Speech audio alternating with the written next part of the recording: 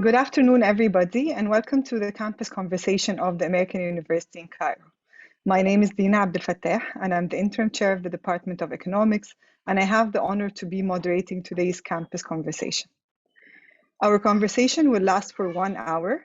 We have a number of panelists who will start by updating the AUC community on the spring semester and the ongoing efforts for the management of the pandemic on campus. We will then move to an open discussion to ask your questions. You can either type them in the Q&A box, or you can share your questions live by using the raise hand tab, and I will give you access to unmute yourself and share your questions. I would like to first introduce our panel for today. We have AUC President Ahmed Dallal. We have Provost Dahab Abdurrahman, Vice President Shireen Shaker for Management and Operations, Vice President Dina Burai for Student Life, and Dr. Bassem Sifin, the Director of the New Cairo Clinic. I would like to first invite President Ahmed Dallal to update the community on the key priorities AUC is focused on in the coming period. President Dallal, the floor is yours.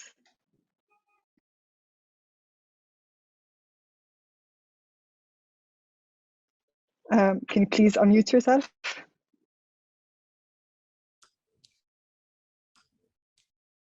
Thank you, Dina. Good afternoon, everyone.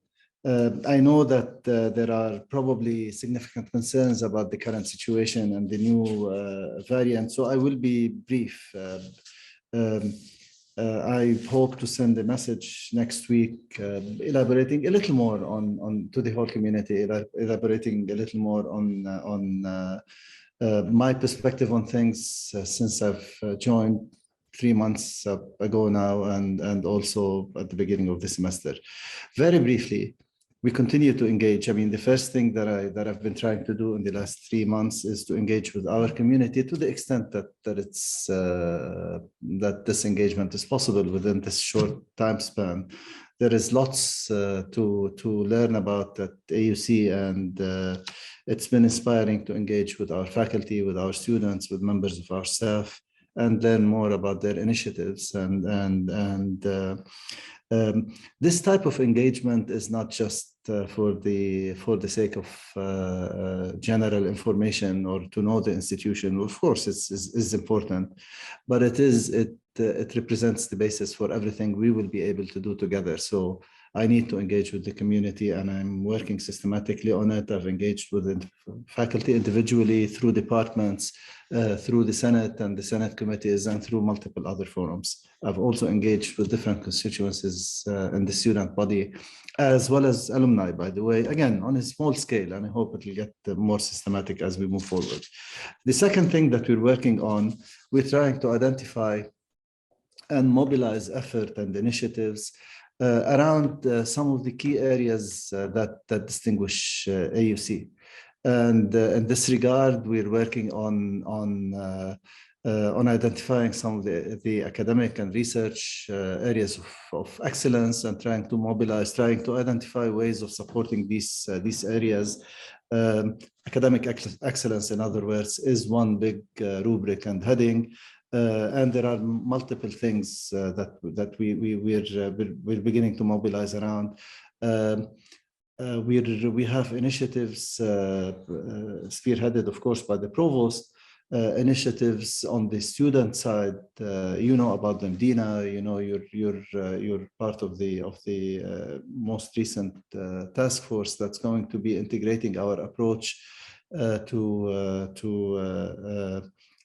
student enrollment management in general, come up with a strategy for recruiting the best students and ensuring that they succeed during their career, ensuring that we mobilize the appropriate support, and so on and so forth, all the way until they graduate. So this is one key set of initiatives that we're trying to spearhead and move quickly on in the near future.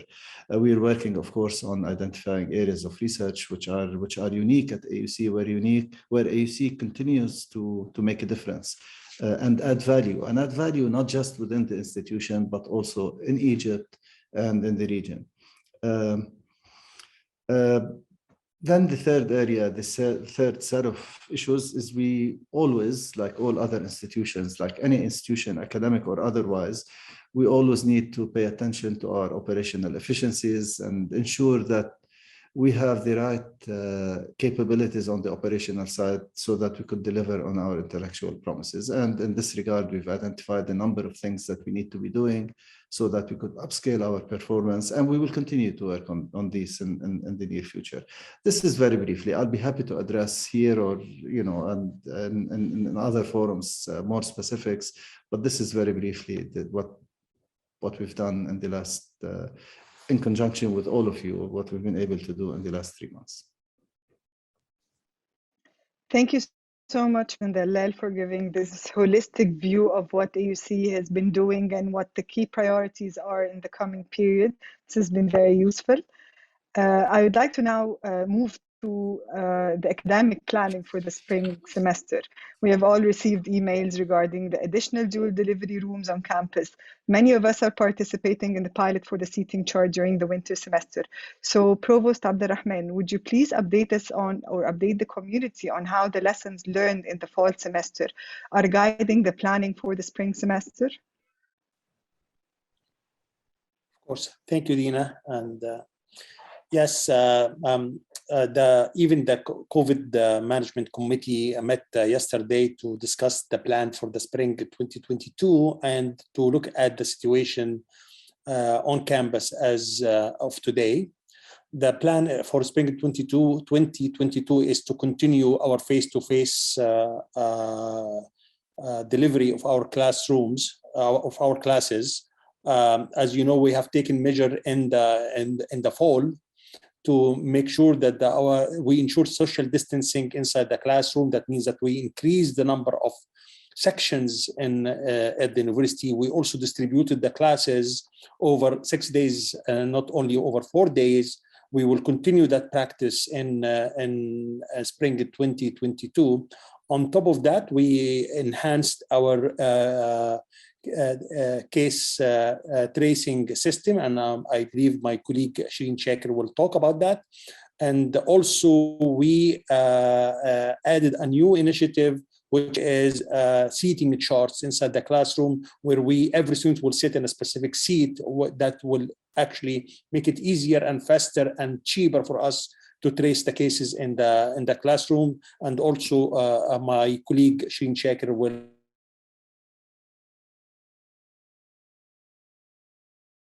new approach.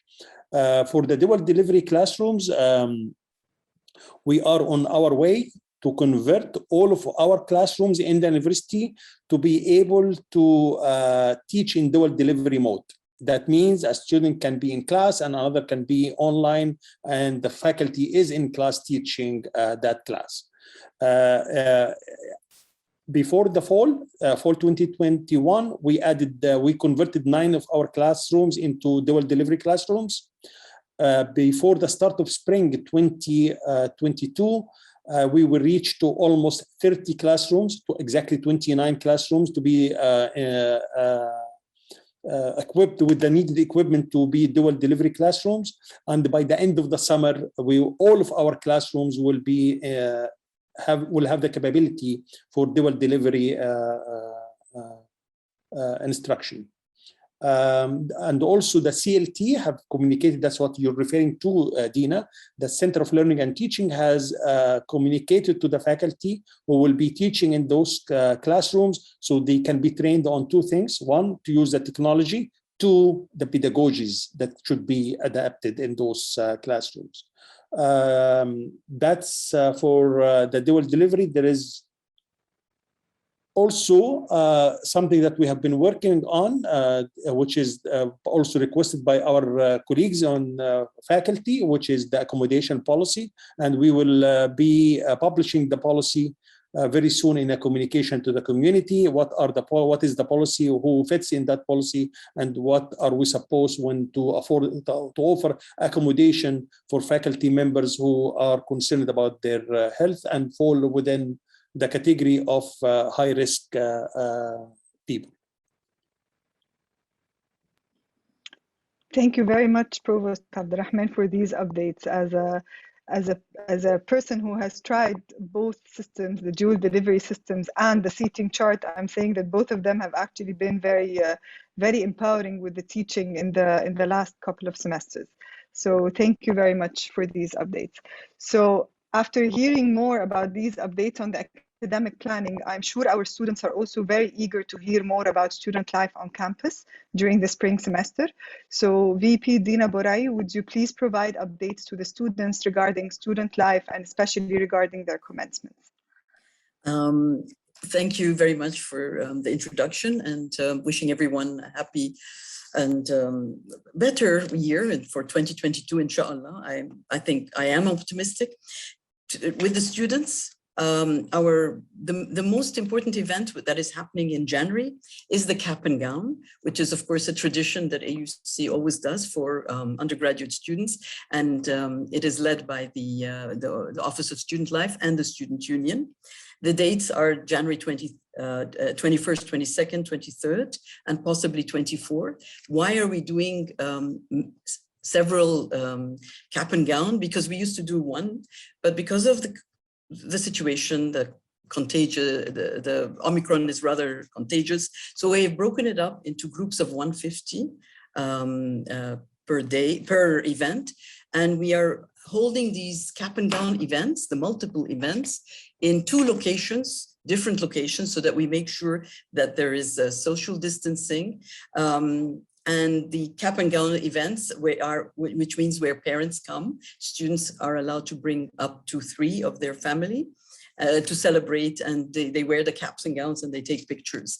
So this is what's happening. And we are very happy to run this event. Why we have chosen these dates? It is like Dina, like everyone, you know that the winter session would have ended, and there are no classes running. So that for us is when it's a safe period where we can invite the families and our graduates to come and celebrate. On to that same group of graduates and their families, we are very sad and disappointed that we are announcing that we are postponing commencement. It was scheduled for February 14th, 15, 16, 17. And given the current situation, again, we didn't want to go back to the model that we ran in September, where we only granted 2 tickets, which was very difficult for families. We decided that we will postpone it until we are able to do the full commencement of 4 tickets, inshallah. We have not set any dates. I want to be very clear that the decision of when we are going to run the commencements for the school-based commencements for the class of fall 2021 has not been decided yet. And then finally, of course, co-curricular programming is very important at AUC, and we're very proud of what we do and how students develop their skills through the co-curricular programs we offer. Again, having said that, we're going to be very careful in what events we will allow and approve. And we have an events committee, a students events committee, where there will be representation on that committee. And we'll make sure that all the events, the student events, the co-curricular programs that we run are safe. Because again, that's the priority of what we're doing. The priority is that all the community is safe, and to make sure, that's what we all want, that our classes that are done and are offered face-to-face, where we don't contribute to the spread of COVID-19 cases on campus. Finally, our dorms, the student life residences, we are operating as usual, and we are accepting the same number of students in the student residences. Thank you. Thank you very much, VP Dina. Now turning to the COVID management on campus, and among the lessons learned in the fall is the importance of social distancing and masking. So BP Shireen Checker, would you also please update the community on the preparations for the spring semester and if there are any changes in the campus guidelines, especially considering the new variants of the virus? Sure. Good afternoon, everybody. So we are pleased that we're still continuing on throughout the winter term with all the preparations on campus. We will again for spring continue, as the provost was mentioning, that the physical distancing in classrooms are going to be maintained as is. We're at every start of every new semester, we upgrade all the signage on campus to make sure everything is in place, including all the physical distancing of chairs and the markings in the classrooms between chairs, etc. All the cleaning and disinfecting schedules, all of that will continue throughout spring semester. Our clinic, of course, is providing full services in terms of referring of all the testing cases, the contact tracing in the classrooms, guiding and answering all the community questions, of course, that come to the clinic and guiding this whole effort. We're also working during the winter term and especially in the break where all the classrooms are not being fully utilized. That's when the construction activities are going on to prepare the dual delivery classrooms that will be available, the increased number that are going to be available by the beginning of February. So this is all taking place in those weeks. Construction has actually started, and we're on target to deliver the dual delivery classrooms to help with the dual modality of teaching. And we're very pleased that we're increasing the number. It comes at a very good time in the pandemic, and that is one of the strategies that are helping us to mitigate and to be able to continue the best mode of teaching. As was mentioned at the start by Dina, that we've started the pilot of using seating charts. Some faculty members have been part of that pilot, and so far we've successfully used at least a couple in the last week, because we have had positive cases in classrooms. It does help identify who exactly was sitting where, so that we're able to zoom in on those who could have been infected by the virus. So it's helping a lot, and it's also minimizing the disruptions and the number of people that are sent to testing, and also and I'm getting to the point in a minute on the automation. So the seating charts together with the automation of the medical system. I'm just going to explain very simply the idea of the automation that we've done is that the class lists are entered into the system automatically, and they're pulled out of the Banner and SAP and our existing databases, rather than them being manually entered by the clinic. So that saves time, of course, minimizes errors and minimizes the disruptions. And as well as that, we have an extra control point now, whereby if the class list is entered through the system, whoever it needs to be entered in the class list, the access control is then blocked off campus. That was also a manual step, and unblocking at the end was a third manual step. So all these three manual steps have been streamlined, and now the system will be faster and leading to less disruptions of the people that get sent to testing. That we're also trying to enhance the waiting time of the people at the testing unit. And because now this is on the system, so our partners, PrimeSpeed and Speed Medical Lab, are able to test and input results on the system directly. So this whole integration is helping us a lot, and we've been using it now. We actually started last week, so we're well into now the testing period. It's working well, and hopefully we will go live fully with all the classrooms in the spring semester. So that's actually going quite well. And we're very thankful that we were in time also with the increase of number of cases that we're observing in the last week or two. So again, preparations are underway throughout both medical systems and on campus and in the classrooms to make sure that we're prepared to start the spring semester. In terms of our guidelines, as usual, we'll be issuing the spring campus guidelines before the start of spring. We don't expect a change in our general policies. So again, the vaccination requirement is still going to hold. And if for medical exempt people or for any other cases, a weekly antigen test will be required to enter campus physically. So that still remains unchanged. I also want to emphasize that again, any outsiders or visitors who will be accessing campus will have to be vaccinated as well, and that is checked at the gates.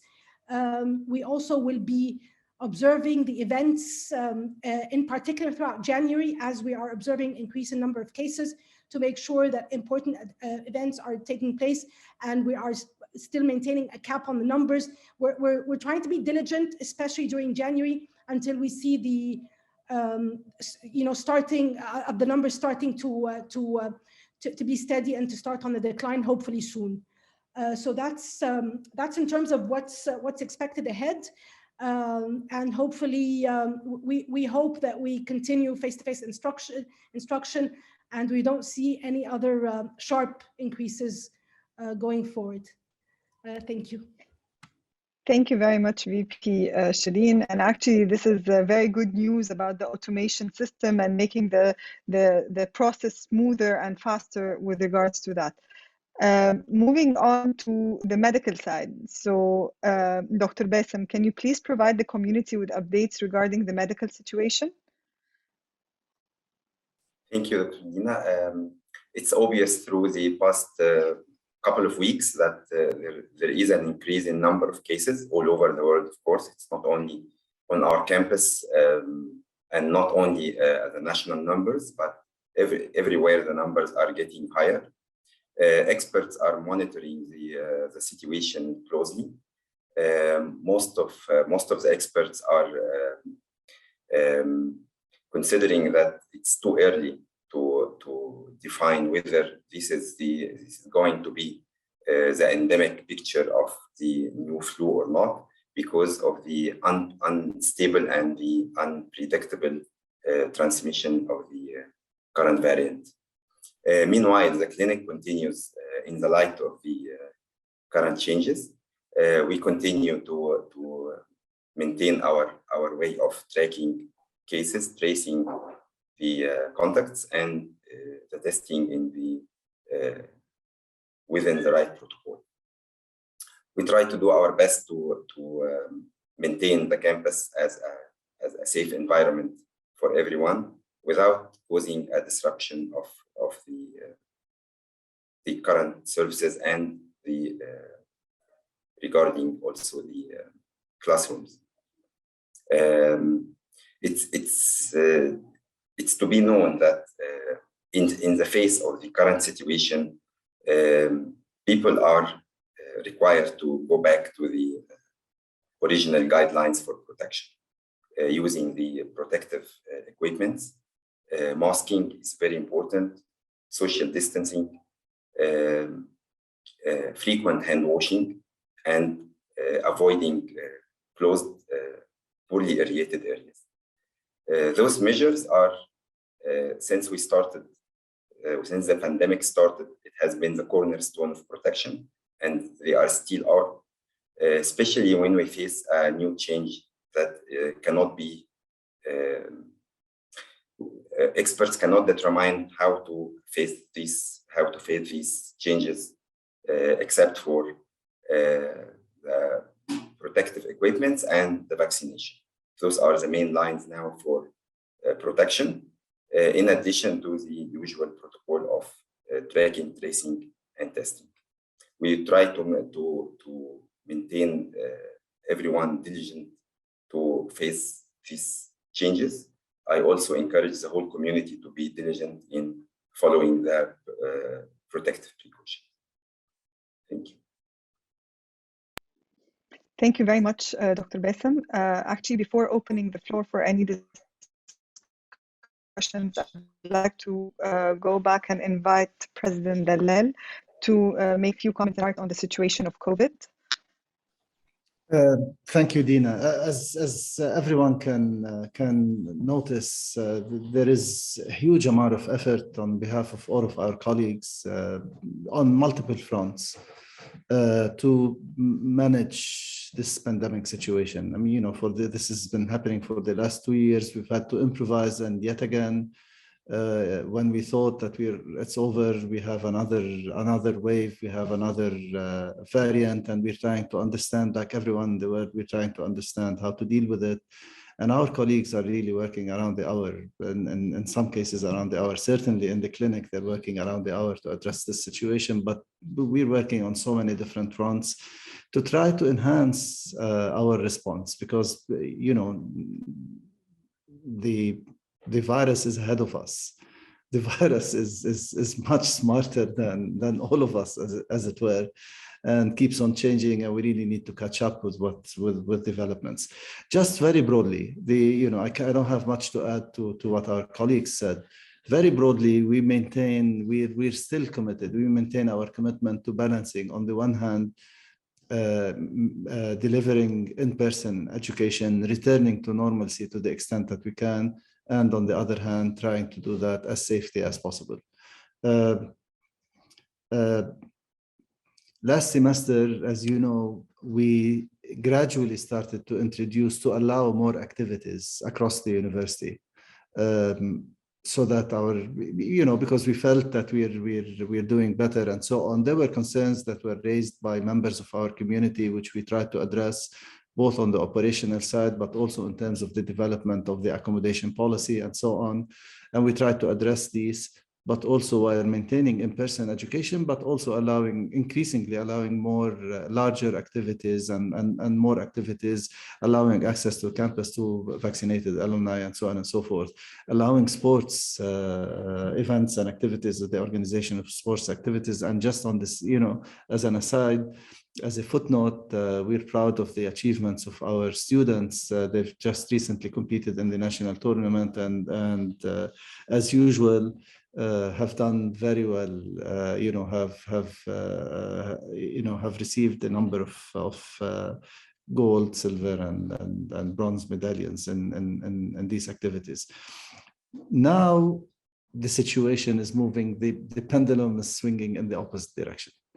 And it is a disappointment. And, we haven't made a decision we haven't reversed our commitment to in-person education, but the security and safety measures will have to be reconsidered given the contagiousness of the Omicron variant. It is very, very contagious. Some people are arguing that this is probably the beginning of the end. I definitely hope and pray it is the beginning of the end, that all of us will get infected and get done with it. But we don't know that. We're still waiting to see what's going to happen.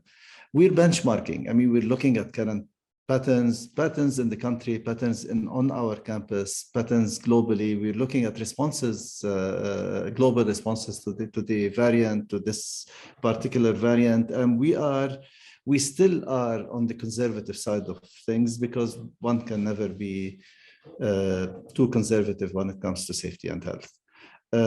So we are reconsidering some measures. We've postponed the commencement scheduled on February 10th, not because it's not important, and not because we were not planning to hold the commencement safely, but because there are still variables which we don't understand. And the commencement was supposed to happen on February 10th, which is too early, I think, for us and for many other people globally to decide on what the full impact of the current situation might be. So we postponed it. Hopefully we'll be able to hold it soon after that, once we have a better understanding of the situation and the risks involved with the situation. As long as we're living in the context of COVID, in the context of this pandemic, there are difficult decisions that we have to make on a daily basis. We have to be diligent. We have to apply the measures that we have in place. And now we have to double down on these measures. We have to consider every activity and prioritize first safety, second, delivering our academic mission. The first item on our academic mission, of course, is the academic programming. Then the second item after academic programming is co-curricular activities, which are essential to the growth of our student body and so on. But then again, it's not as essential as the courses and the programs and the degree programs and so on. So we have to prioritize and we have to scrutinize.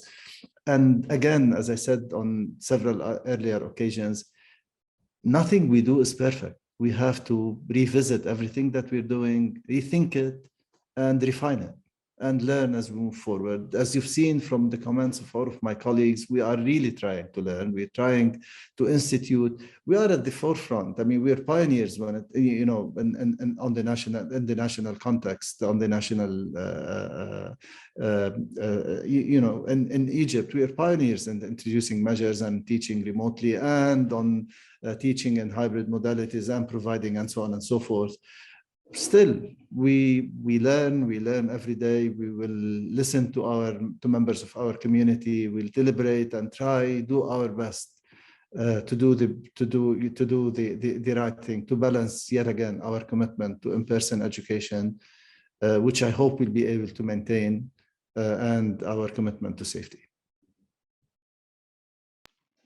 Thank you very much, President Dalal, for these comments. And I think the students are very much appreciating the safety system that they are witnessing at AUC and how coming back to campus has been very useful for them academically, and they're actually ensuring that their health status is not compromised by being on campus. And I think this is a wide comment that we've been receiving from students on several occasions.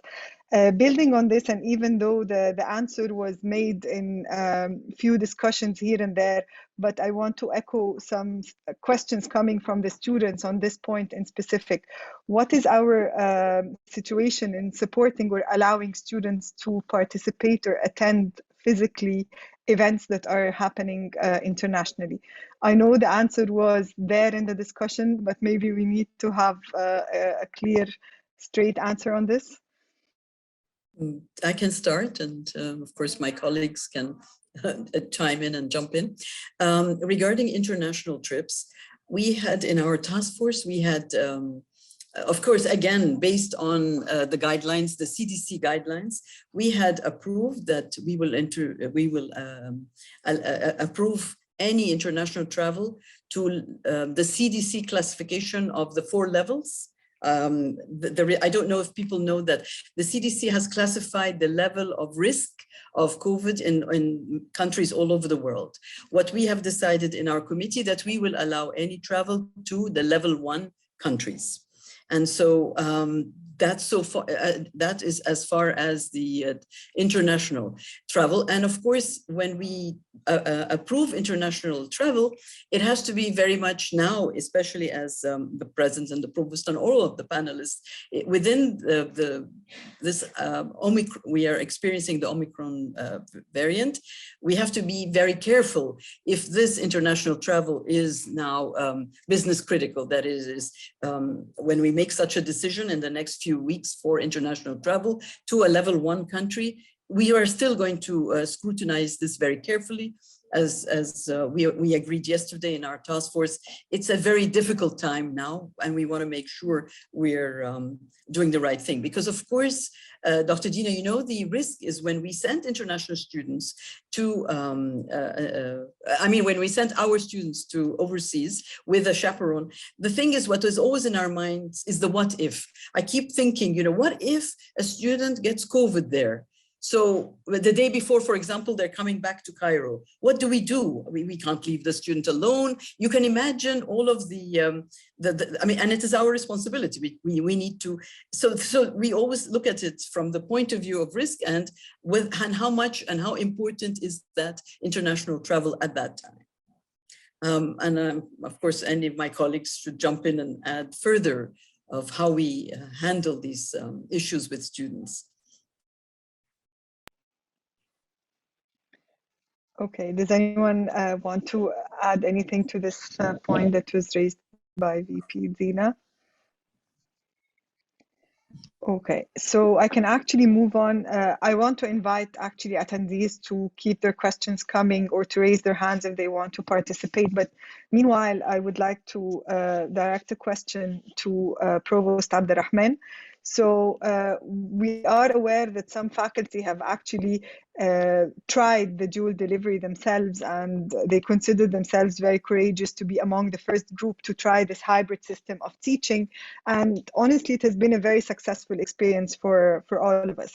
But For some faculty who are still reluctant to give it a try or to go through this dual delivery style of teaching, do you have any advice or tips that would be encouraging or inviting for the faculty to give this dual delivery system a try?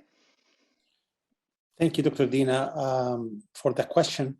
Actually, the feedback that I'm getting from my colleagues about the dual delivery classrooms is very encouraging for the future of EUC at large, not only for COVID situation, it's beyond COVID situation too. So I'm really encouraging my colleagues to try the dual delivery classrooms, even if they don't have a class there. Maybe you should schedule one of the two classes in those dual delivery classrooms.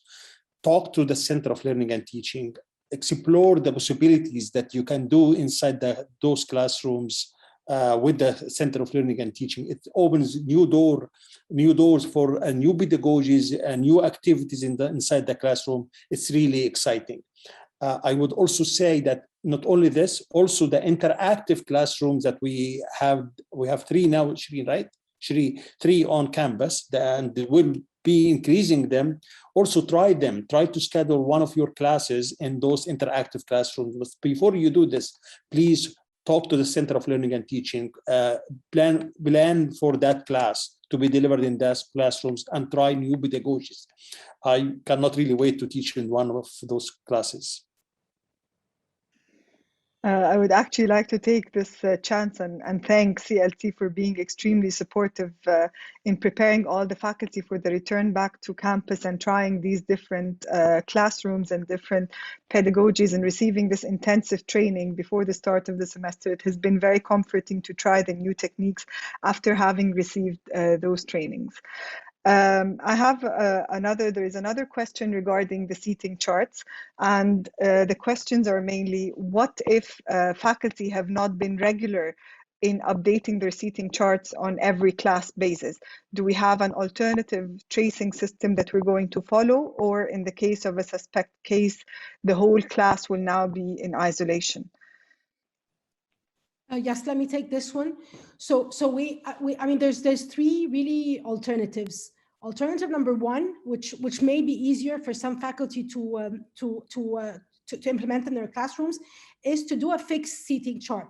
So from the beginning of the semester to do a fixed chart where everybody sits in the same assigned seat at every class.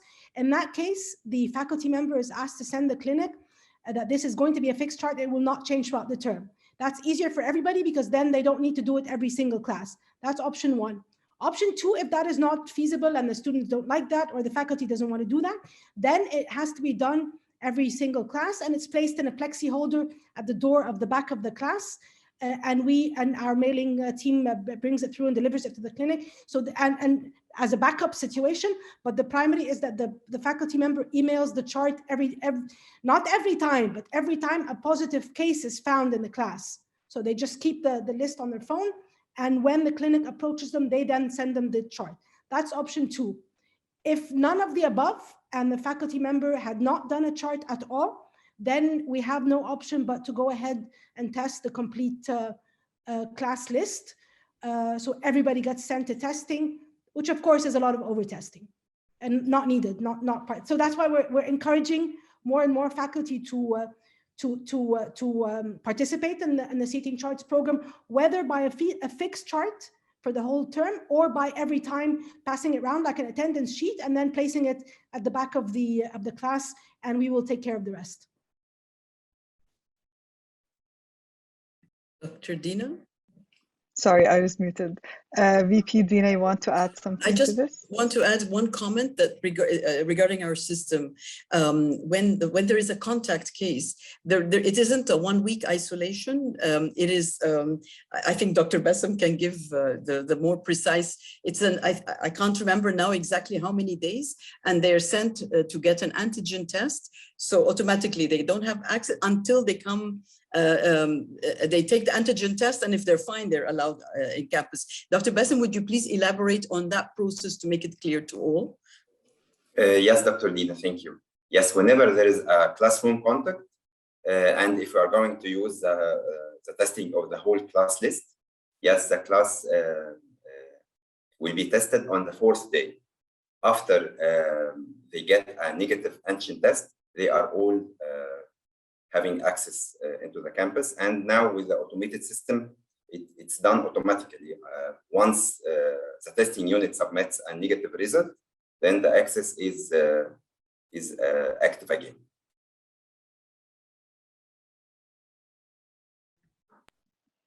Okay, I think this is also very useful. And the question that I want to raise as a build-up on this. So in the fall semester, sometimes students were actually a bit reluctant to report any symptoms that they were having regarding especially with the extended period of getting a response for when to get tested and then getting the clearance. So will this automation system give the automatic update on the situation, the blockage on their phones, on their self-checks? So once they get tested at the gates, will it be automatically updated and they can be granted access to campus? Or is the system still going to face some delays until this reporting happens? So will the self-automation reduce this period significantly? So it would be encouraging for students to actually report any symptoms, even if small symptoms, because this is actually a concern for many faculty and students. Yeah, let me take this one. So primarily, yes, the system will be faster in terms of once the person goes to schedule test date and does the antigen test, it's then seconds and minutes after which his ID is now clear to enter campus. However, if the person reports himself, there's still the number of days that are needed to be scheduled for the test. So it does, of course, streamline the actual blocking and unblocking process, but in terms of number of days and in terms of, you know, how much, when the testing date is, etc., that remains unchanged. But again, I mean, we need to continue reporting symptoms. We need to do what we have to do to make sure that class safety is not compromised. But what we're only improving is really the manual work that was in the beginning and the end of the process, and the lags and the delays, etc. That's what the system is actually improving on. And the faculty member, I mean, especially if they're using seating charts, that's why we do want to encourage that. They get visibility on who was sitting where, and so they know also in advance the extent and how many need to go for testing. So that is also a plus, and that does also minimize disruptions to a certain degree. Thank you. Thank you. Dr. Bassem, you want to add something? I just want to add that whenever there is a classroom contact, the classroom list does not need to wait for the whole 4 days. It's 4 days from the date of exposure. So sometimes it's only 1 day or 2 days. Meanwhile, I would like to encourage everyone to report their symptoms, especially having mild usual symptoms of cold, since we are dealing with a variant that is about 70 folds, can replicate 70 folds faster than Delta, and is about 5.4 more transmissible than Delta and Delta.